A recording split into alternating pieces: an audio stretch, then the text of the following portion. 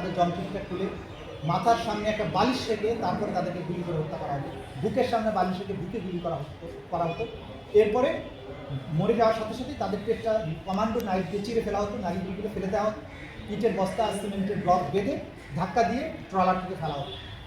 এই যে নারকীয় হত্যাযজ্ঞ, এগুলো যারা সাথে থেকে এগুলো প্রত্যক্ষ করেছেন, যে সমস্ত মাঝিরা ছিলেন তারা এখানে সশরীরে সাক্ষী দিচ্ছেন, যে সমস্ত অফিসাররা তার সাথে গিয়েছিলেন তাদের অনেকেই সাক্ষী দিয়েছেন, এবং এর মাধ্যমে তারা বলেছেন যে এই সব লোকদের পরিচয় আমরা জানতাম। দেখা গেল একদিন 8-7 লোককে নিয়ে গেছে, তার মধ্যে 2জনকে সুন্দরবনের ভেতরে ঢুকিয়ে আগে গুলি করে হত্যা করে ফাঁকা আওয়াজ করতে গুলি দিতে, এখানে অনেক বন্দুক যুদ্ধ হয়েছে। তারপরে সাংবাদিকদের নিয়ে বলেছে যে 3টা লাশ পড়ে আছে।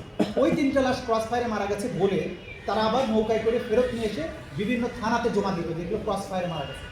কিন্তু 10 জন নিয়ে গেল, 3টা লাশ ফেরত দিল, বাকি যে 7 জন যারা বিভিন্ন স্থান থেকে যাদেরকে গুম করা হয়েছিল তাদের অস্তিত্ব যাতে বোঝা না যায়, তাদেরকে গুলি করে তাদের লাশটা সাগরের মধ্যে ফেলে দেওয়া হয়।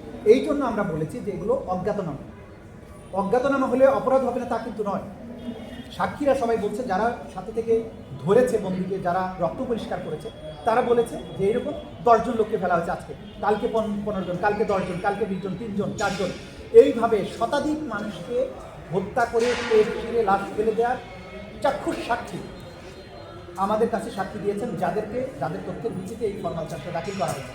এর বাইরে 5 শতাধিক ব্যক্তির হত্যাকাণ্ড সংক্রান্ত প্রত্যক্ষদর্শীর সাক্ষী আমাদের কাছে আছে, যেগুলোর আরও অন্যান্য এভিডেন্স কালেক্ট করার জন্য আলাদা তদন্ত চলমান আছে, যেগুলো খুব শীঘ্রই হয়তো দাখিল করা হবে। আমরা আদালতে বলেছি যে গুম খুনের যে মহাকাব্যিক যাত্রা শুরু করেছিল বিগত সরকারের নামে, সবচাইতে নিষ্ঠুরতম, সবচাইতে কুখ্যাত ব্যক্তি হচ্ছে জিয়াউল হাসান, যার হাতে শত শত মানুষ এরকম গুম হয়েছে এবং নিহত হয়েছে, যার অকাট্য প্রমাণাদি প্রসিকিউশনের হাতে পৌঁছেছে।